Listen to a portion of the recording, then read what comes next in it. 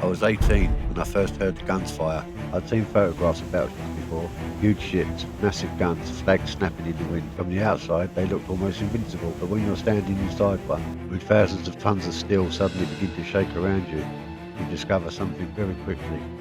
The ship isn't the frightening part, it's knowing that somewhere beyond that steel, someone is trying to kill you. Before the war, I was just a boy. I had a family, friends, ordinary worries, what job I'd get, where I'd go, what I'd do with my life. Then the war came, and suddenly boys my age were being asked to become sailors, soldiers and airmen. I was just 18 when I was on the uniform. It didn't make me feel like a man. If anything, it made me realise how young I really was. Then I saw my ship, and I remember thinking one thing. It was enormous. First time you stand beside a battleship, you don't really understand its size. You look up and up and up. The guns alone seemed impossible.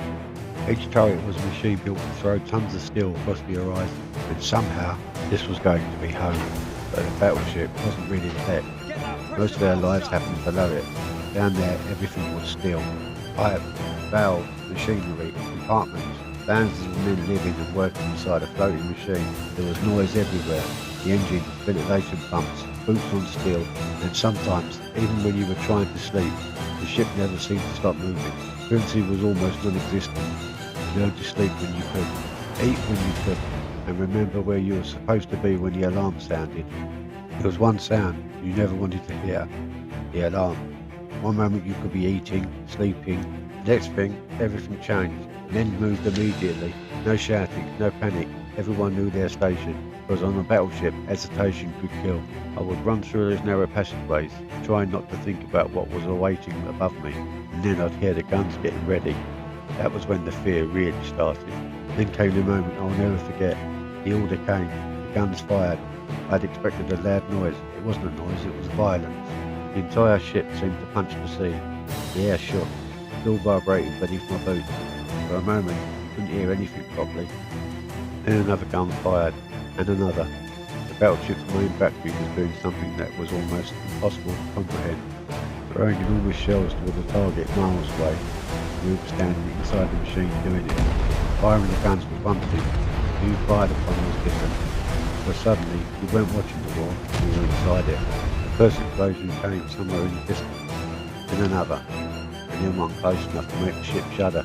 You start thinking about the armour around you. You tell yourself it will hold. You tell yourself the ship is enormous. You tell yourself you're safe. But deep down, you know the truth. No ship is invincible. But something happened that I didn't expect. I stopped thinking about myself. I started thinking about the men around me. The sailor next to me was just as frightened. We didn't talk about it. We didn't need to. You trusted them, and they trusted you. That's the strange thing about war. It doesn't necessarily make you fearless. It makes you realise that someone else is depending on you.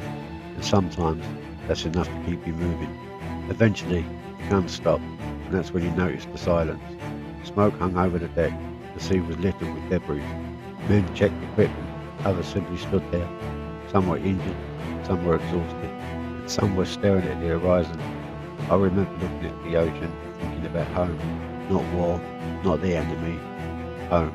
Because after you've spent hours wondering whether you're going to survive, the ordinary things become extraordinary. People sometimes ask how a young man could do it. How could an 18-year-old stand on a battleship while guns are firing around him? The truth is, I don't think we understood what we were doing. We couldn't. We were too young. We didn't think about the years ahead. We thought about the next hour, the next watch, the next meal, the next letter from home. And somehow, one day became another, and another, until eventually the war was over. But the boy who went aboard that battleship never really came back. I was 18 when I went to war. I thought courage meant not being afraid. I was wrong. Courage was being afraid. It was trusting the man beside you. And it was climbing those stairs when every part of you wanted to run the other way. Waking up the next morning and doing it all again. We weren't heroes because we weren't afraid. We were young men who were afraid and kept going. Thousands of young men lived this reality during the Second World War. Most never expected to become part of history. They were simply trying to survive it.